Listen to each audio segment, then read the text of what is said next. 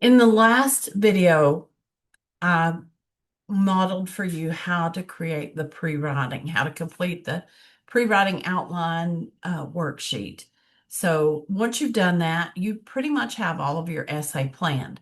So now it's time to take that information and to actually write your essay. And the hard work is done for you pretty much. So I'm going to go over this with you. So let me share my screen.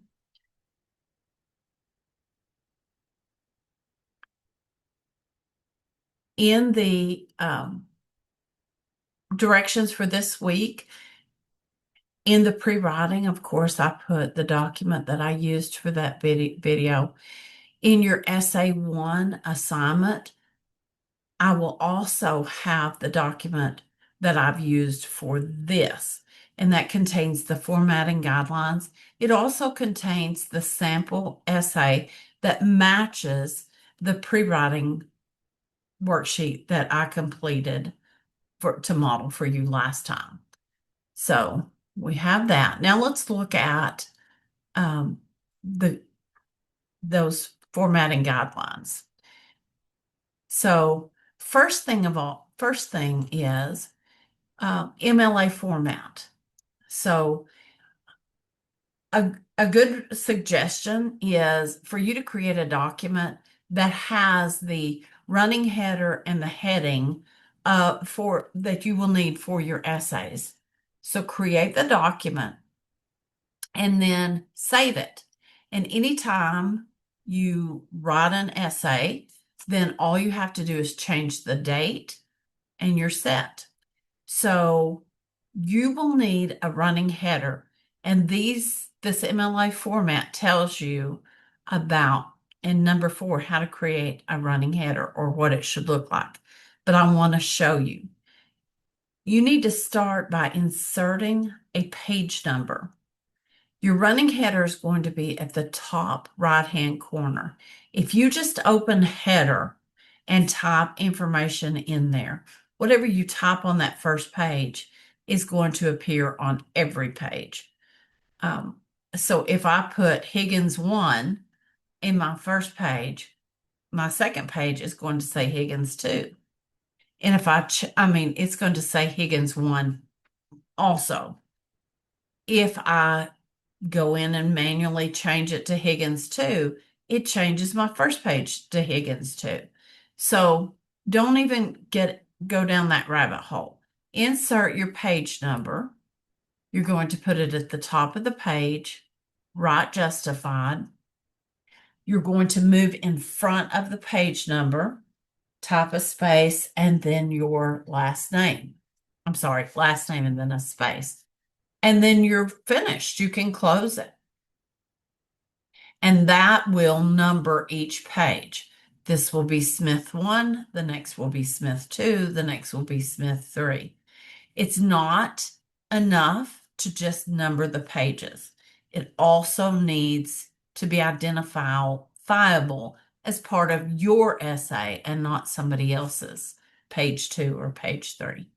I'm going to remove this just because I need to for later.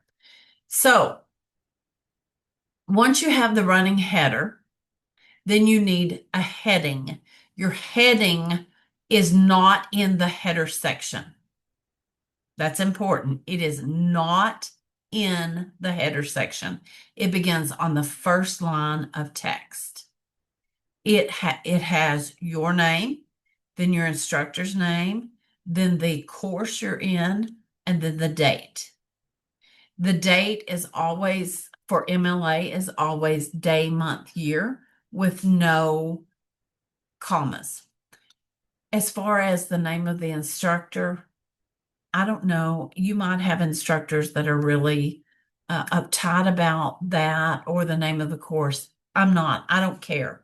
You can put Mrs. Higgins. You can put Beverly Higgins. You can put B. Higgins. You can put Higgins.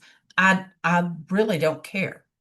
The course, you could put the official course number, ENGL 10103, or you can just put English Comp 1. Doesn't matter. I'm okay.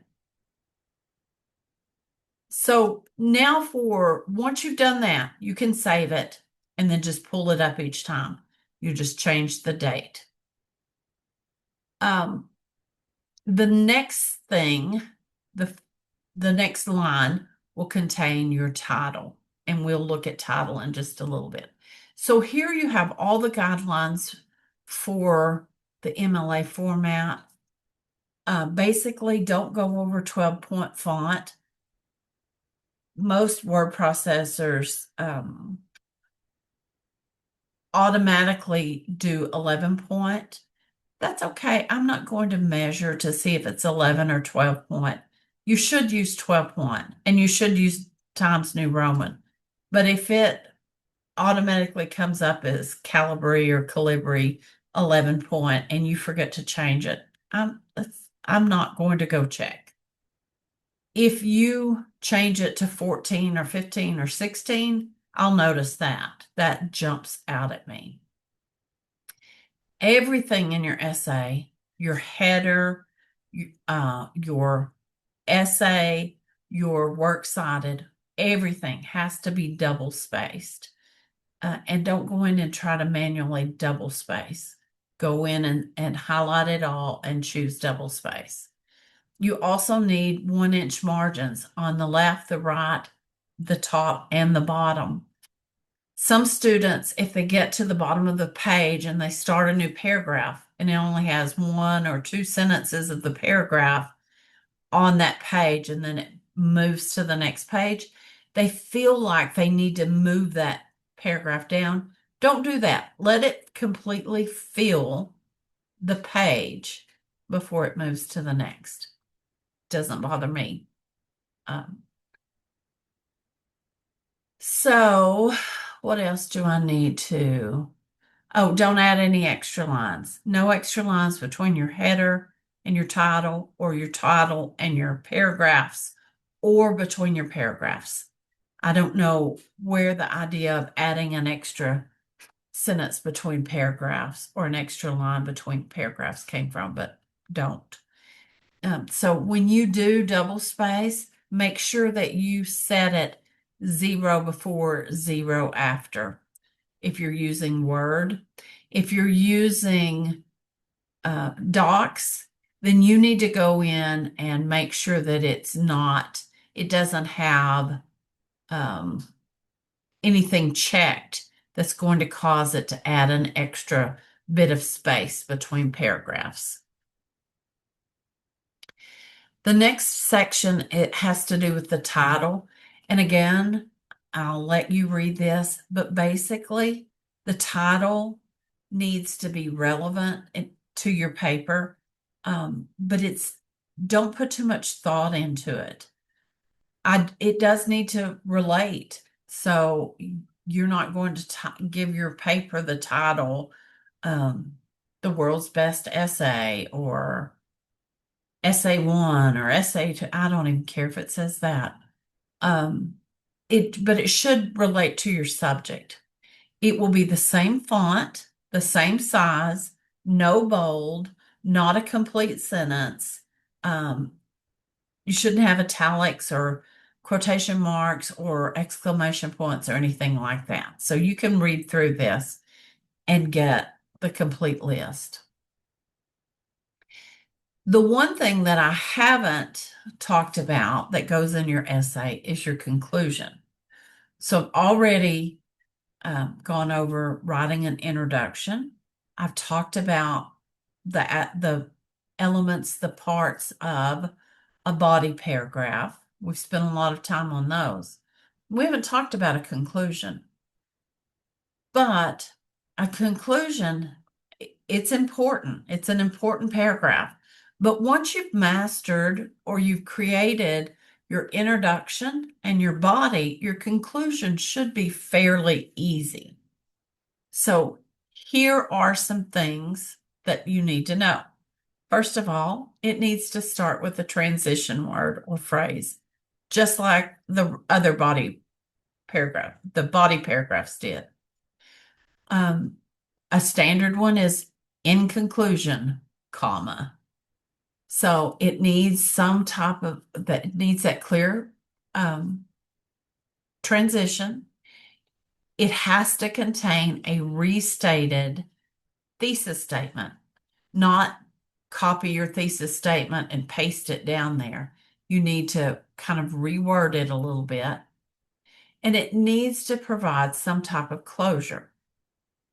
So the closure could be if you're trying to convince somebody to do something or believe something, it could be a call to action.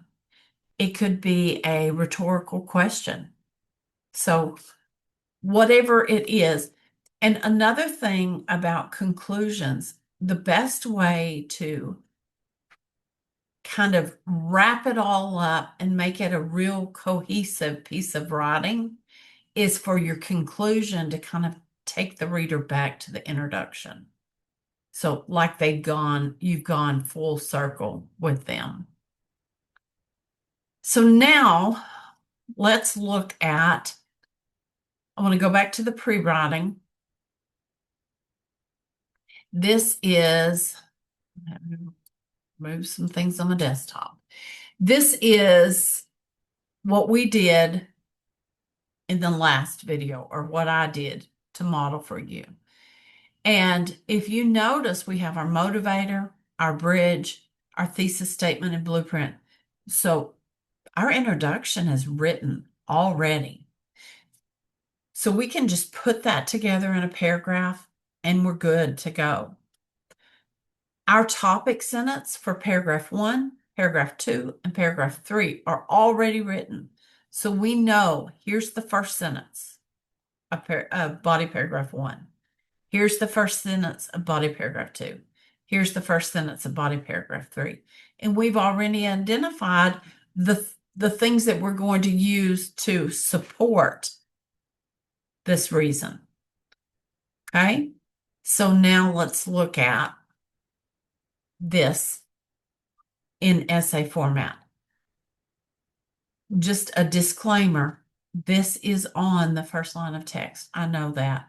It shouldn't be, but if I put it in the heading, it caused a whole lot of problems. Yours will be in the header section. Then we have our heading on the first line of text, then our introduction. So reminder that my pre-writing was about 4-day school weeks. And I took the position that 4-day weeks in public school have had a negative impact. So I just threw out the title, shorter isn't always better. And I just put those first 3 sections of my pre-writing together, and it made a great introduction. If it didn't, I could tweak it a little bit, but it did. And then I typed my topic sentence. This is exactly what I had on my pre-writing document. And I want to remind you of that. Let me go back to it. I want to remind you of the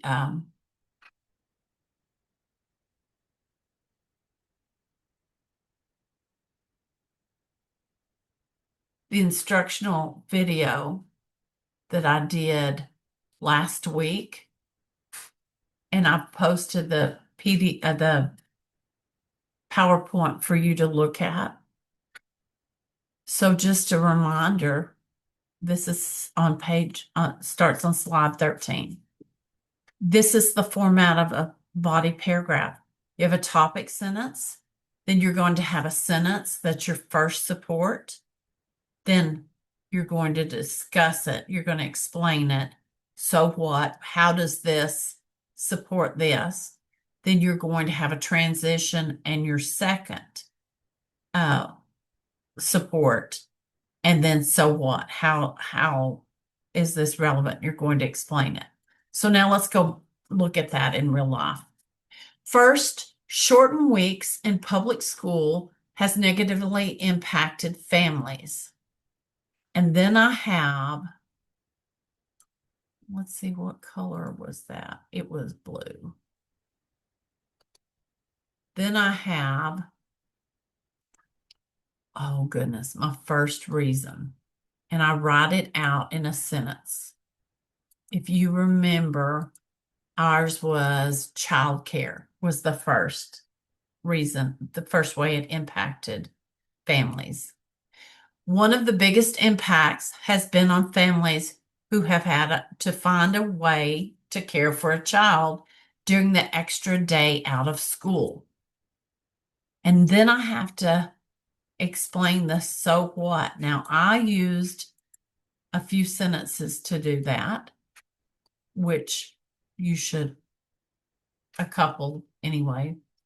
We live in a low income area with families that either have two working parents or a single parent who works to support the family. Now that children have one less day of school, a day that is traditionally a work day, parents have the extra burden of not only finding reliable childcare, but also the extra burden of paying for the childcare. So I am explaining how childcare is now an issue for parents. And then I have my second reason, another impact to families, because that's what I'm talking about, negatively impacting families. Another impact to families is decreased family time. And then I'm going to explain the relevance of this, how this is an issue. When the weeks got shorter, the school days got longer. Some students don't arrive home until after 6 p.m., which gives very little time for basics such as eating, bathing, and chores. This leaves no time for family bonding or activities. So look at the pattern. We have our topic sentence, begins with our transition, has a reminder of the thesis, and our blueprint item. Then we have our first reason. We have our second reason. They're clearly identifiable. Both of these start with a transition. This one is one of the biggest reasons. Another impact. A lot of times we don't have a transition on this first one, but you really need one on the second so that I can identify that you have that second reason. Okay. Then the next paragraph, once we've explained that one, we go to the next one. Second, 4-day school weeks have adverse consequences on the students. That's what we had. That was our thesis statement right here. And I'll leave this. This is there for you to read so you can look at it and see how I fleshed it out. Notice when we move to page 2, we have that running header. So now we have the second, finally, or you could say third, shortened weeks in public school negatively impact teachers. When I wrote this, I did make a change. On my original pre-writing, I said decrease family time.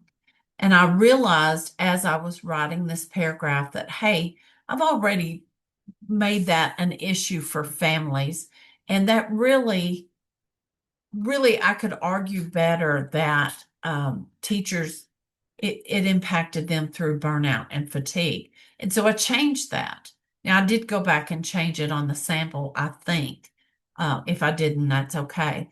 But I just want you to know as you're writing it, if you think, oh, this reason is not as strong as I thought, or I've thought of another support that's a little more that I can write better about, by all means, you don't have to follow your supports on your blueprint 100%. I want to look at the conclusion now. Notice that it's shorter than the other paragraphs. That's fine. 3 or 4 sentences. Okay. In conclusion, we start with our transition. Decreasing the number of days per week that public schools are in session seems like a great idea. That takes me right back to that introduction. However, shortened weeks have in fact had some negative impacts. That's a restatement of my thesis, my claim. Education officials need to weigh the positive benefits against these. Shortened weeks might not be a good idea after all. There's my closure. So that's how you create your essay. Now, once you have finished that, I would like to encourage you sorry.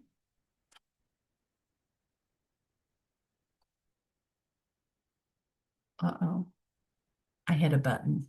I would like to encourage you to make use of the things that are available to you. So I have to move my stuff around on my screen. So one thing is on the UA Rich Mountain website, go to the library, the Johnson Learning Commons library, and I'm trying to backtrack. I believe that the best way for you to get there is go to current students, and then underneath that, you have library, academic assistance. You will click on that. You have Grammarly. And if you're not familiar with Grammarly, this should be your friend, because Grammarly, if you will copy your essay and paste it into Grammarly, it will check your sentence structure. It'll let you know if you have sentence fragments, sentence run-ons, if you have misspelled words, if you have subject verb that don't agree, if you're using passive voice, that type of thing. Is it going to point out some things that you say, no, that's the way I want it said? It might. You don't have to take everything it says. It is an AI, so it's not 100% foolproof, but it has been around for a long time, and I use it. A lot of people use it. It just helps you make sure that you're not making those little mistakes that will really impact your grade. Sentence fragments and run-ons will cause you to take a big hit on your grade, especially because you have this available to you. So they're unnecessary errors. You have to use your UA Rich Mountain email address to log on. Rich Mountain provides it to you for free. Also, once you move your document in there and scan it with Grammarly, if you make changes in your Grammarly document, it doesn't affect your other document. So you want to look at your Grammarly document, but make your changes in the essay. Don't make your changes in the Grammarly document and then copy it and paste it in an essay, back in your essay. That just causes lots of issues. So look at it in Grammarly, make your changes in your actual essay. So I think that'll get you started on this essay. If there are some major things, we'll address those when they come up. But look at the sample that I wrote. That's just a good guide for you. And look at the document that I posted.